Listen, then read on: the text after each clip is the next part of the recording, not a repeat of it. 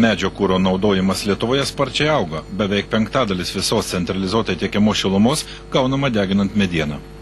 Panašioms plantacijoms sodinti galima gauti ir ES lėšų. Šią savaitę pradėtos rinkti paraiškos paramai gauti pagal kaimo plėtros programos priemonės Žemės ūkio valdų modernizavimas veiklos sritį, trumpos rotacijos plantacinių želdinių veisimas. Parama teikiama plantaciniams želdiniams veisti, kuriems laikas tarp dviejų kirtimų negali būti ilgesnis negu 5 metai. Prie plantacinių želdinių priskiriami gluosniniai žilvičiai, karklai ir drebulis. Mes dabar esame plantacijoje gluosninių žilvičių. Derlius atrodo tikrai neblogas, ir į viršų žiūrint, ir kelmas. Ar daug rūpesčių reikia, daug vargo, būtent užauginti va tokį derlių? Žemdirbiai be rūpesčių, galbūt jų jau tokia dalia, kad be rūpesčių nieko negauna. Tai ir šitiems gluosniams išauginti reikėjo padėti nemažai triūso.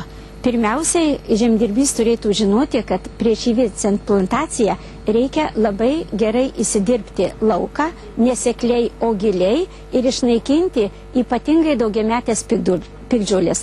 Čia mūsų lengvose dirvose net nesitikėjom tokio gražaus ir aukštų gluosninių žilvičių. Auginame 3 veislės - švediškas, tora, tordis ir gudrūnas. Ir visi, kaip matome, nors šiuose lengvose žemėse, labai neturtinguose humuso, čia yra tik iki 2% ir žemės įvertintos iki 30 balų, tai žemdirbiai galėtų imtis, įveisti ir auginti šias plantacijas ir turėtų nemažai pelno. Pelno galima tikėtis po 3-4 metų. Per tiek laiko užauga gluosniai. Beje, tokias plantacijas auginantys švedai pajamas iš hektaro prilygina pajamom gaunamom už vidutinišką kviečių derlių. Skirtumas, jog čia daug mažiau išlaidų, o plantacija gali daryti 30 metų. Prasideda viskas pavasarį, nuo nesudėtingo sodinimo. Tokios plonos šakelytės 20 cm ilgio. Pasodinus pavasarį reikia ją sodinti giliai, palikti tik tiek kelis centimetrus ir toliau vienus metus paaugus nukerpama arba nupjaunama ir toliau auga be jau nieko. Bet priežiūra, kaip sakot, ravėti reikia prižiūrėti kažką daryti. Pirmais metais ypatingai reikia prižiūrėti, neužleisti. Antrais metais jau tik didelius tarpueilius, o toliau irgi beveik nereikia jau, kadangi gluosniai auga didelė, turi didelę lapiją, užpavėsina. Viena kita žaulytė, gamta nebūna, nemėgsta tuštumos, bet jau jiems nekenkia. Ir tręšimas nebrangus galimas rūtomis arba nedumblų. Tokias plantacijas veisti būtų naudinga nederlingų žemių savininkams, kurie dar laiko ir gyvulių, arba tiems, kurie specializuojasi didesniems energetinių augalų plotams įveisti. Patogu ir tai, jog nuo 2004 metų tam teikiama europinė parama. Paraiškos paramai gauti energetiniams augalams veisti naujojo finansinio laikotarpiu renkamos jau 2 kartą. Žemės ūkio ministerijos nustatyta tvarka vienam hektarui galima gauti iki 5 000 litų, o vienam projektui numatyta paramos suma siekia beveik 700 000 litų. Paramos lėšas bus galima naudoti želdinių projektui rengti, dirbai paruošti, sodinukams įsigyti. Dokumentus agentūros teritoriniams skyriams gali teikti fiziniai ir juridiniai asmenys, turintys nuosavų žemės ūkio naudmenų. Visi reikalavimai pareiškėjams išlieka tie patys. Tačiau norėčiau atkreipdėmėsi, kad pareiškėjai, teikdami paraiškas, turėtų atkreipdėmėsi, kad reikėtų pateikti želdinimo projektą, kuris turėtų būti suderintas su savivaldybės atsakingais darbuotojais už melioracinių įrenginių priežiūrą. Nes vienas iš reikalavimų paramai gauti yra tai, kad želdinami augalai neturėtų pažeisti drenažo sistemų. Dar vienas iš tokių reikalavimų yra, kad želdinamas plotas turėtų būti nemažesnis kaip 1 hektaras.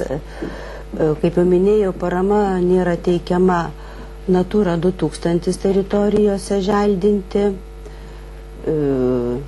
Taip pat, reiškia, ūkio subjektas neturi turėti mokestinių nepriemokų mokesčių inspekcijai, socialinio draudimo fondui. Turi būti pateiktas projekto aprašas, kuriame turėtų būti nurodyta investavimo tikslai apibrėžti, prašoma paramos suma, įgyvendinimo laikotarpiai ir kompensuojamos išlaidos. Ką rodo jūsų patirtis, ar sudėtingi tie reikalavimai pareiškėjams? Šiai veiklos ryčiai tikrai nėra sudėtingi reikalavimai, galima tiesiog pasakyti, kad jie yra minimalūs reikalavimai. Ir pareiškėjai, kurie užsijama šią veiklos rytim, tikrai turėtų būti drąsesni ir nebijot prašyti paramos. Tuo labiau, kad pirmajame dokumentų paramai gauti rinkimo etape pavasarį buvo pateikta vos 11 paraiškų, prašoma paramos suma 450 000 litų, o trumpos rotacijos plantaciniams želdiniams įveisti kasmet numatyta beveik 2 milijonai litų. Labiau susipažinę su gluosnių auginimu mano, kad tai perspektyvus verslas. Lietuvoje yra dabar pasodinta gal apie 400-500 hektarų, bet nupjovimo laikas dar netėjo. Paprastai reikėtų dabar auginantiems ūkininkams reikėtų burtis į augintojų grupės ir pagal artimiausią katilinę apie rajoną arba apskritį ir pirkti tą pjovimo techniką iš ES pinigų. Pirmiausia, aišku, reikia turėti ką sodinti. Lietuvoje galime įsigyti? Taip, mes turim veislyną 7 hektarų, kaip tik šitą švediškas veislės auginam ir esame įsipirkę licenciją dauginimui ir dauginam ir padedam ūkininkam pasisodyti. Pagal veiklos sritį trumpos rotacijos plantacinių želdinių veisimas finansuojama iki 60% viso želdinimo projekto.